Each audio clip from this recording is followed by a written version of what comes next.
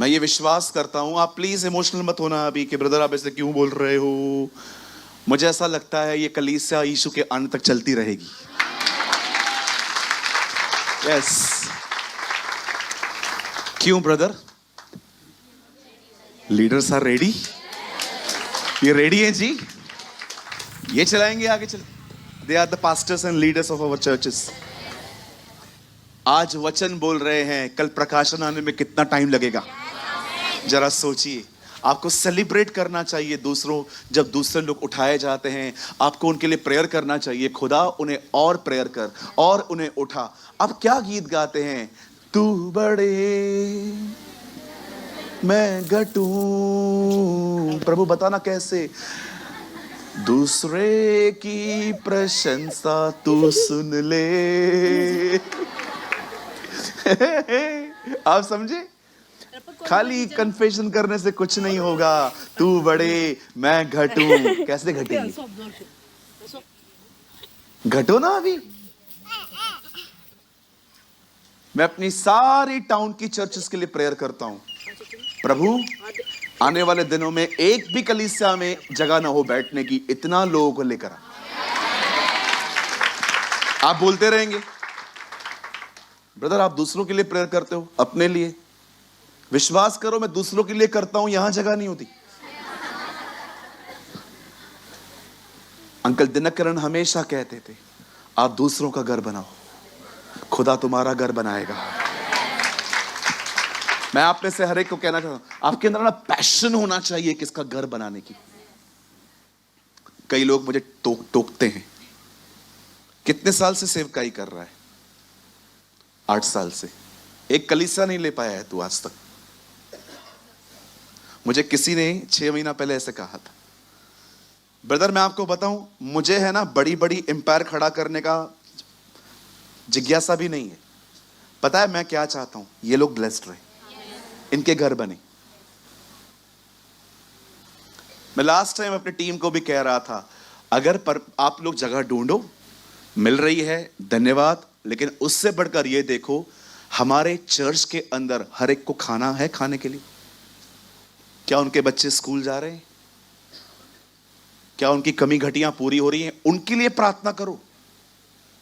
मुझे एक एम्पायर खड़ा करके फोटोज फेसबुक पे शेयर करके किसी की नजर में महान नहीं बनना है। क्या फायदा मैं इतना बड़ा एम्पायर खड़ा कर दूं पर हमारे कलीसिया के अंदर किसको खाने के लिए नहीं हो? अरे चाहिए ही नहीं ऐसी जिंदगी मुझे। इससे अच्छा है हमारे लोग आशीषित रहें। और वैसे भी यहां देखिए, वैसे भी प्रभु जगह को लेने नहीं आएगा, वो आपको लेने आएगा। मैं आप में से हर एक को कहना चाहता हूं, लाखों करोड़ों की जगह इधर ही रह जाएगी, हम उठा लिए जाएंगे। कलीसिया लिसन, हाँ अगर मुझे खुदा देगा मैं लूंगा 100%, अगर वो मुझे देगा मैं लूंगा, लेकिन इट्स नॉट माई पैशन। इसके लिए मेरे जुनून नहीं है कि मैं सारा दिन रोता रहूं, प्रभु हमको चाहिए मतलब चाहिए। प्रभु तू देगा, तेरी इच्छा है तू दे दे, हम तो लेने वाले हैं। मुझे कई सारी बहनें भाई कहते हैं, ब्रदर हम लोग को पैसा नहीं चाहिए, हमको सिर्फ प्रभु चाहिए। मैं आपको कहना चाहता हूं, नहीं चाहिए ना, लो मेरे को दे दो।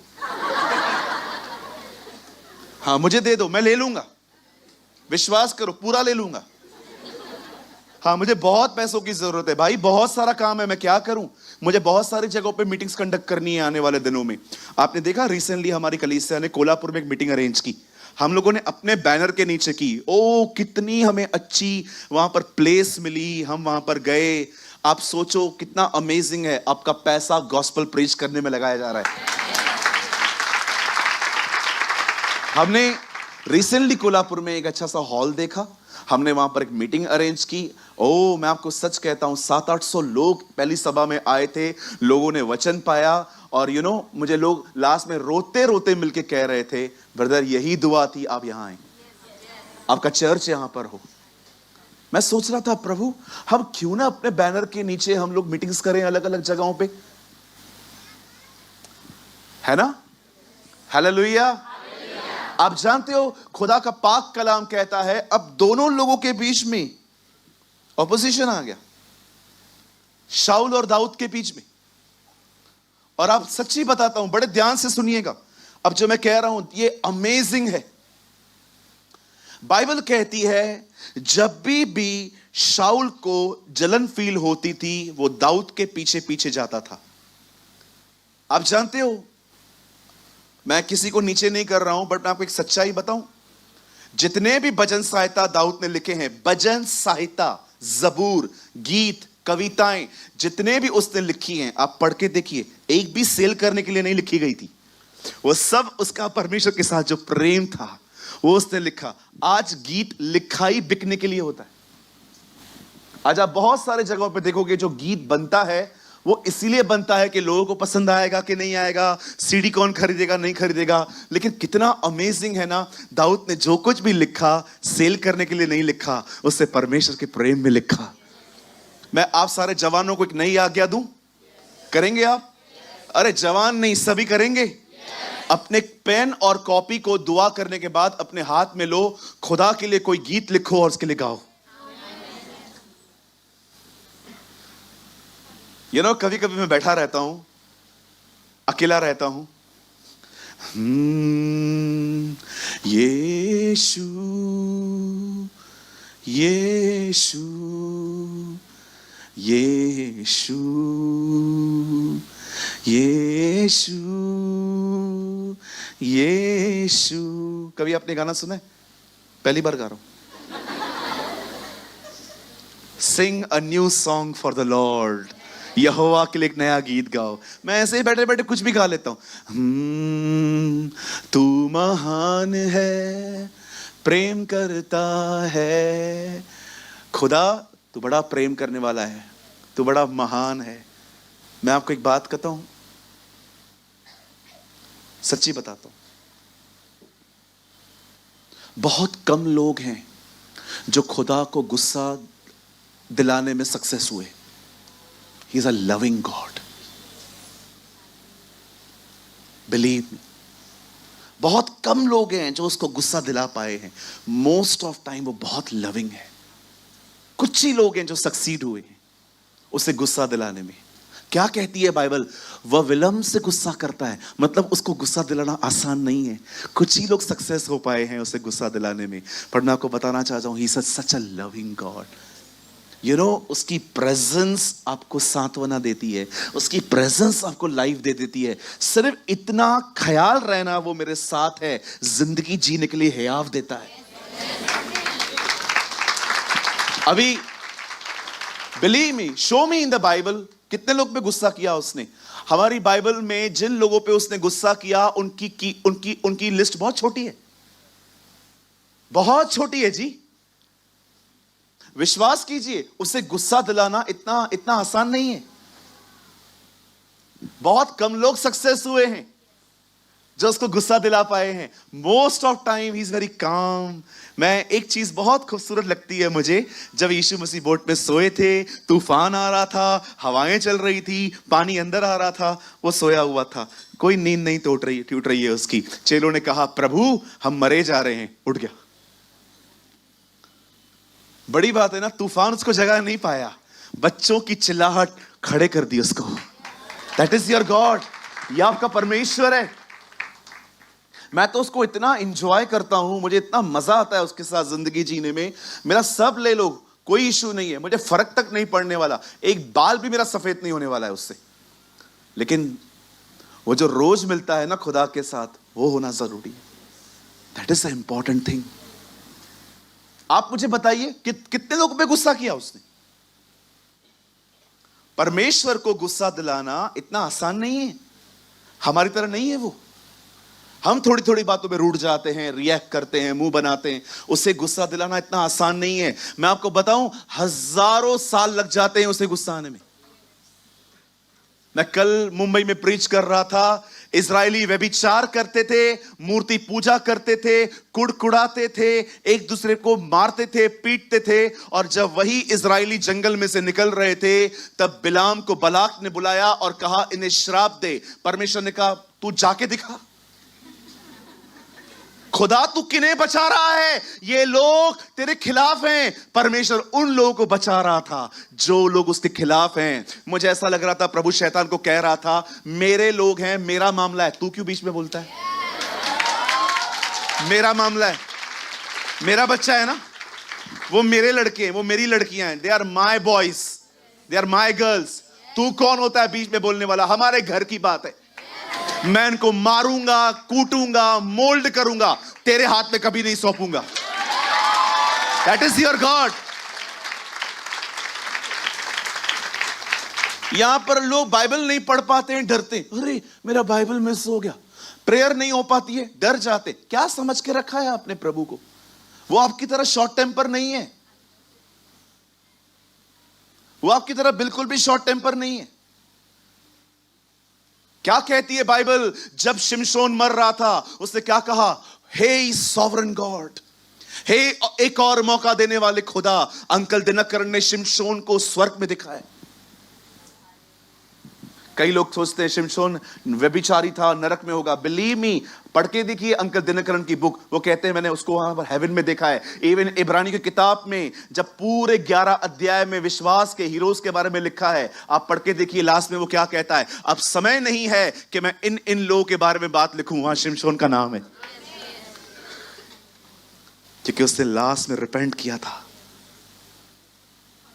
मैं आपको सच कहता हूं, निकाल दो अपने अंदर से ये बात कि प्रभु गुस्सा है। गुस्सा नहीं होता है, वो नाराज होता है आपसे। कभी कभी वो अपसेट हो सकता है आपसे, लेकिन वो ऐसे आपको मारने और पीटने के लिए वो नहीं है। आप जानते हैं जब दाऊद, उसे पता चलता है कि किंग मुझे मारने के लिए आ रहा है, वो मारा मारा फिर रहा था बेचारा। और आपको पता है उससे सबसे ज्यादा वो कौन सी प्लेस है जिसपे उसने छुप के जिंदगी बिताई है? मैंने उस प्लेस का नाम लिखा है। कुछ आय पे है, मैं आपको बाद में बताऊंगा। पता है दाऊद ने शाऊल के डर से छुपते छुपते सबसे ज्यादा समय कहां बिताया? रमा। रमा, बताइए रमा में कौन रहता था? सैमुअल। उसे अपना सबसे ज्यादा समय वहां बिताया जिस आदमी ने उसका अभिषेक किया था। उसे सबसे ज्यादा समय अपने मेंटर के पास बिताया। कभी कभी जब हमें नया चर्च मिला बंधन बैंक में, तो उन दिनों में भी कुछ समय तक हमारे पास अपनी पुराने कलीसिया की चाबी थी, और मैं कभी कभी वहां जाता था और मैं अपने रमा में जाता था और वहां पर खड़े होकर प्रभु को कहता था, याद है प्रभु जब तूने मुझे पास्टर बनने के लिए चुना था, मैंने तुझे कहा था तूने गलत व्यक्ति को चुना है। मैं कभी कभी बिलीव नहीं कर पाता हूं कि हम इतने से थे, आज हम इतने। कभी कभी मैं समझ नहीं पाता हूं कि परमेश्वर ने इस जॉब को करने के लिए मुझे ग्रेस दिया, और मैं वहां पर सिर रोता था जाके। समटाइम्स आपको वहां जाना चाहिए जहां पर आप गिरे पड़े थे, और वहां पर जाके खुदा की शुक्रगुजारी करनी चाहिए। Yes, this is amazing.